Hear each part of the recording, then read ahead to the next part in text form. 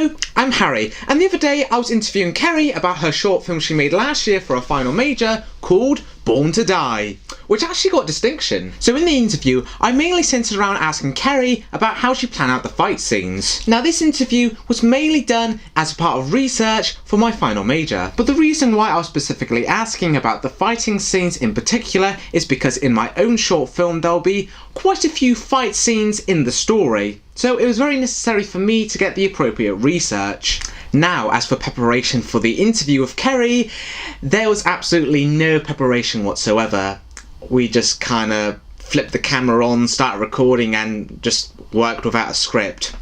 I do kind of wish now that I did perhaps do some previous research and had some questions ready for her, but I think I asked all the necessary questions that I thought that were appropriate for the time. I think the nicest thing about interviewing Kerrie was that since we're both media students, I was able to get down on her level on taking in her advice. It's quite amusing watching back on the interview now because it's only really in the first bit that I think I had proper confidence on, while the rest of it I didn't know what to ask, so I was kind of meandering along. In fact, in the first part, I'm looking in one camera while Kerrie is looking in another camera, so we're sort of looking at two different ends, which is a little bit amusing.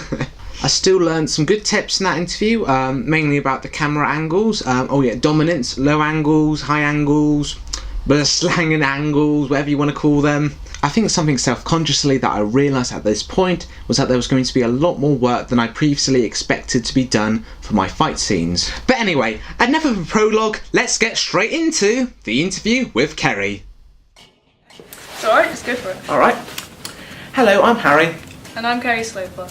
And today, we're going to be discussing about fighting scenes, aren't we, Kerrie? Yes. Because like last year you made a short film. Where was it? There were two ladies having a little bit of a rough and a tumble, weren't they? Yeah, I did a video called Born to Die, it was called. And it was over the fact of revenge. So it was two former friends fighting because one of the girls killed the other's brother. Alright, but anyway, enough about the story because we want to know about the actual fun part, the fighting. So, I did karate for 4 years. And that really helped us to understand as to the best way to choreograph the fight, or? Yeah, it made it a lot easier because it was all more realistic in my head. Like most people think of moves that you possibly couldn't actually do. So basically, the version you had in your head was better than the version that you actually made. Is that what you mean? It can go that way, yeah, because sometimes like you have a vision in your head of how you want it to look, but in reality of how they move or how they act together. And you're teaching people that have never done what, karate? Is it called karate? Yeah. Karate, yes. Yeah, the two girls in my video, Rhiannon and Anna, had no idea how to do any kind of martial arts, no fighting experience whatsoever.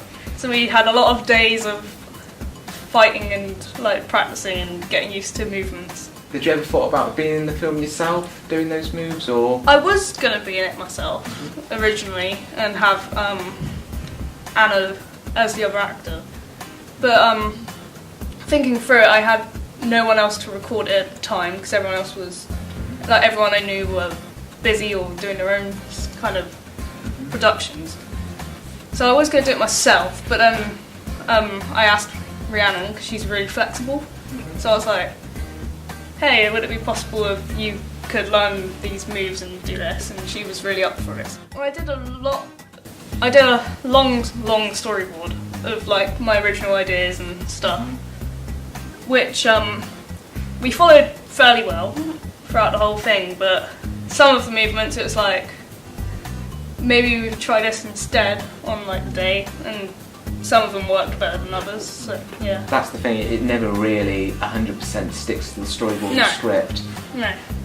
Because there was a lot of things you had to take into account as well, like your surroundings, like how close the walls were, like in the movement, so they wouldn't bash into the wall or like hit the wall with their hand and stuff. It was making sure there was enough space. And so a lot of safety constraints got to go in.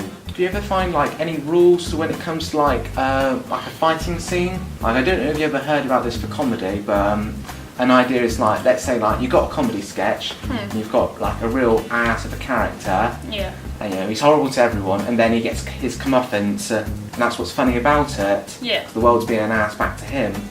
Is there anything like that with fighting? It depends what kind of film you're doing. If you do a comedy, then that would work. But if you're trying to make it realistic, or like, It's probably along levels of what I'm trying to do. or like action, like I did, Yeah. with a serious storyline and like trying to make a lot of emotions, then it's best to try and stay realistic. Obviously, your one is boxes, Oh, yeah. so you could go a bit less realistic than mine. But all the moves I did in mine were completely realistic and could be learnt. But you can still alter like some moves that aren't as realistic. Or at least what advice would you Yeah. give? Say. I would say make sure your actors know their movements, even if they're not fantastic at doing them. Like mine weren't completely trained. Make sure they know the movements at least to be able to act them out, and then with your cameras you can make it look better. Also try and put the cameras in a place where you can't see the fact that it's missing. So when they throw a punch and like go across like that, you've got to make sure the camera's in the right place, because otherwise you'll see the gap. Would you say it's better off to sort of like film at sort of like wide angles with like a fight scene so you can see everything that's going on? And like maybe like close-ups, like maybe like if it's a fight scene that's slightly uncomfortable, or maybe like there's one character on the ground and the other one sort of like beat them out. I think it's good to have a wide one to make the audience aware of where they are and the space around them. So for mine, they understood they're in a hall.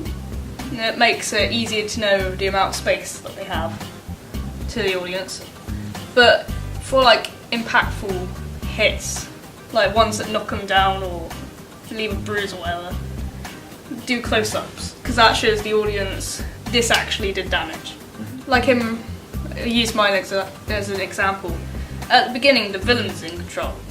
So some of the shots of her talking, it's facing up at her to show she's in charge of the situation.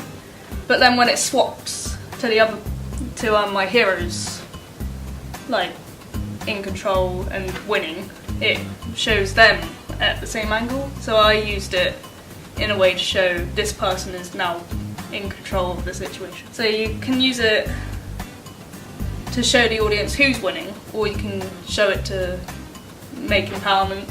So a lot of it's knowing it yourself as well, because sometimes your actors will go, "What am I doing now?" And you've got to remember this is what they're supposed to be doing. I saw something the other day of stunt choreographers, and they're trying to get a place in the Grammys, but people think they don't deserve it. But doing that, I can see how much hard work goes into making a fight scene that actually works and looks realistic and the audience enjoys. It's fairly hard to make that. So people that say like, "Oh, it's easy," it's like, go do it yourself first and then come back and tell me that. Because if you find that super easy to do, maybe it's your talent, or maybe you got lucky, because it's not super easy to do. And given my own project, it's like sort of, I've told you the concept where everybody's got a head for a box and they get horribly murdered through their box faces or something. Is there any sort of advice you could give personally for that, or something that you'd add and take your own spin on of that sort of concept? Well, I think your concept's original, so it would be hard to take inspiration from too much.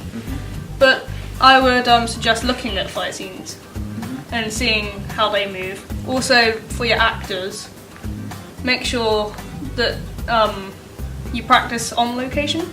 Because if you're not doing it on a flat surface, it will be hard for them to know where their feet are placed. Say like you do it in a park.